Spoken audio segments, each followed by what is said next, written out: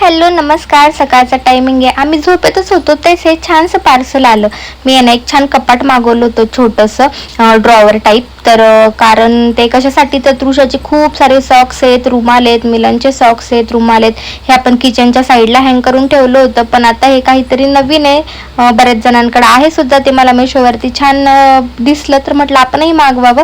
आणि त्याच्यामध्ये सगळ्या काही गोष्टीत ना असं व्यवस्थित लावलेल्या आहेत, मी ठेवलेल्या आहेत. घर वगैरे सगळं आवरून घेतलं आणि खूप सारी साई साठली होती, जी साई आपल्याला आईंकडे द्यायची होती तूप करण्यासाठी.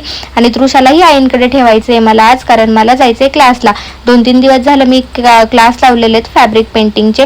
तर ॲक्टिवावरती जाणार आहे मी, त्याच्यामुळे म्हटलं उन्हाचं वगैरे तिला कुठं नेऊ. आता तिला सुट्ट्या लागलेल्या आहेत, व्हॅकेशन स्टार्ट झालेलं आहे.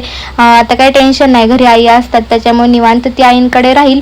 पण एक खरी गोष्ट आज मला जाणवली की कितीही कोणतेही क्लास लावा, कोणतीही पदवी घ्या, कितीही शिक्षण घ्या, जर आपण लग्न झालेलं असेल तर आपल्याला घरातलं काम, घरातली जिम्मेदारी पार पडूनच बाहेर पडावं लागतं.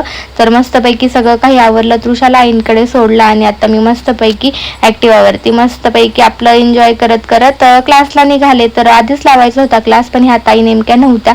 तर आज मस्तपैकी मला मोरपीस शिकवला, काल लोटस फ्लावर शिकवलं.